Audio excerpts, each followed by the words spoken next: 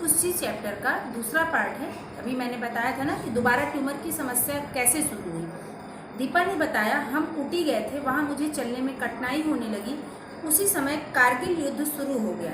मेरे पति कर्नल विक्रम सिंह मलिक को ड्यूटी पर जाना पड़ा। मतलब जब कारगिल का युद्ध स्टार्ट हुआ तो उनके पति कर्नल थे, तो उनको ड्यूटी पर जाना पड़ा। मैंने अस्पताल में जांच करवाई, पता चला कि ट्यूमर वापस आ गया है। यह सन 1999 की बात है। मैं ऊटी से लौटकर जयपुर आई और वहाँ MRI एक इलाज होता है जिसमें पूरे शरीर की जांच होती है, जो है MRI करवाया। डॉक्टर ने बताया कि पुरानी जगह पर ही बड़ा सा ट्यूमर बच चुका है। उन्होंने मुझसे दिल्ली जाने के लिए कहा। दिल्ली जाकर डॉक्टरों को दिखलाया। उन्होंने बताया कि ऑपरेशन के बाद निचला हिस्सा बेकार हो जाएगा और मैं फिर से चल फिर नहीं सकूंगी, क्योंकि जिस हिस्से में ट्यूमर हुआ था उसी हिस्से में उनको दोबारा से ट्यूमर हो गया और अब जो है उस हिस्से को काट के निकालना पड़ेगा और वो चल फिर नहीं पाएंगे। प्रगति, बीमारी के दौरान आपने सब कुछ अकेले कैसे संभाला? यह सवाल उन्होंने इसलिए किया क्योंकि उनके पति जो है कर्नल थे और वो कारगिल के युद्ध पर गए हुए थे।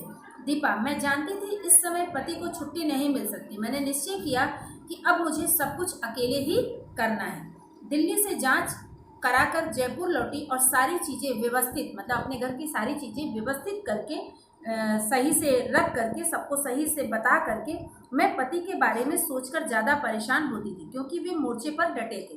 इसलिए सोचती थी चाहे जैसी भी हो मुझे जीना है, मतलब चाहे जो कुछ भी हो जाए मुझे उनके लिए जीना है, क्योंकि वो अभी युद्ध पर है। प्रगति, अस्पताल में आपको कितना समय बिताना पड़ा? दीपा, करीब 8-9 महीने। वहाँ पापा कर्नल बी के नागपाल साथ थे। पहला ऑपरेशन गलत हुआ, तब दूसरा और तीसरा ऑपरेशन हुआ। मिस, एक बार ऑपरेशन उनके पैर का हुआ, वो भी गलत हो गया। उसके बाद दूसरा और तीसरा ऑपरेशन किया गया। उस समय पति कारगिल में ही थे।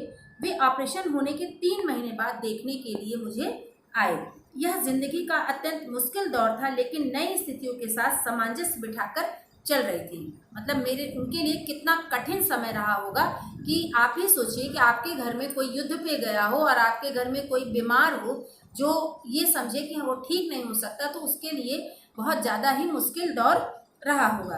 प्रगति, इस मुश्किल दौर में आपको अपने ससुराल वालों का कितना सहयोग मिला? दीपा, जब पति का स्थानांतरण मतलब तबादला अहमदनगर हुआ, जहां मेरी ससुराल है, तब हमें उन लोगों का भरपूर सहयोग मिला। मतलब उसके ससुराल के लोगों ने भी उनका सहयोग किया। उन्होंने मेरी जिंदगी में कभी हस्तक्षेप नहीं किया, मतलब उन लोगों ने कभी भी दाखिला नहीं दिया। उन्होंने मुझे निरंतर आत्मनिर्भर बनने का अवसर दिया, मतलब उन्होंने मुझे अपना काम स्वयं करने के लिए प्रेरित किया। प्रगति, आज किस मुकाम पर है, वहां तक कैसे पहुंच सकी? दीपा, मेरी 2 बेटियां हैं, देविका और अंबिका। छोटी बेटी अंबिका तैराकी से डरती थी। मैंने उसे हौसला देने के लिए पानी में उतारा, मतलब उसे पानी से डर लगता था, लेकिन फिर भी इन्होंने अपनी बेटी को पानी में उतारा।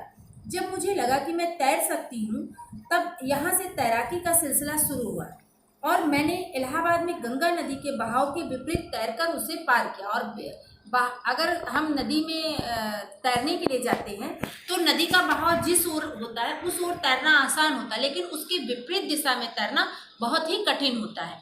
और लिम्का बुक ऑफ रिकॉर्ड में नाम दर्ज कराया, मतलब उन्होंने गंगा नदी में उसके बहाव के विपरीत तैर करके जो है लिम्का बुक ऑफ रिकॉर्ड में अपना नाम दर्ज कराया। सन 2009 में खेलकूद का सिलसिला शुरू हुआ और मैंने 39 वर्ष की उम्र में जिवलिन और 60 फुट पकड़ना सीखा और पदक भी जीता। मतलब इस उम्र में 40वां साल उनका चलने वाला था और उस उम्र में उन्होंने जो है 60 फुट और जिवलिन पकड़ना सीखा और उसमें उन्होंने पदक भी जीता। वही पदक मुझे कॉमनवेल्थ गेम्स तक ले आया। मुझे लंदन जाने का अवसर मिला। वहाँ पता चला कि वर्ल्ड रैंकिंग में मैं दूसरे स्थान पर हूँ, मतलब पूरे संसार में ये दूसरे स्थान पर है। यह बात मेरे लिए बहुत बड़ी थी। प्रगति, अकेले यात्रा करने और अन्य काम संभालने में क्या आपको कभी परेशानी नहीं होती? दीपा, हाँ, कई बार होती। मुझे लोगों से कभी कभी मदद लेनी पड़ती। मदद लेने में हिचक कैसी? मैं कार भी चलाती हूँ, उसे अपने हिसाब से डिज़ाइन कराया, घर को अपने हिसाब से व्यवस्थित किया। मिस, जो उनके पैर से वो विकलांग थी, तो उन्होंने जो है अपना सब कुछ अपने हिसाब से व्यवस्थित किया। प्रगति, आप देश की युवा पीढ़ी को कोई संदेश देना चाहेंगी? दीपा, मेरे लिए यह सुखद अनुभव है कि मैं आज इस मुकाम पर पहुंच पाई। मैंने जीवन में हारना नहीं सीखा। मैं युवा पीढ़ी से अपील करना चाहती हूं कि वे निराशा में से उम्मीद की किरण ढूंढने का प्रयास करें। निश्चय ही ईश्वर उन्हें मार्गदर्शन करता रहेगा। मतलब उनको कभी निराश नहीं होना चाहिए और अपने कार्य को हमेशा अंजाम देते रहना चाहिए, तो उन्हें कभी निराशा हाथ नहीं लगेगी। धन्यवाद।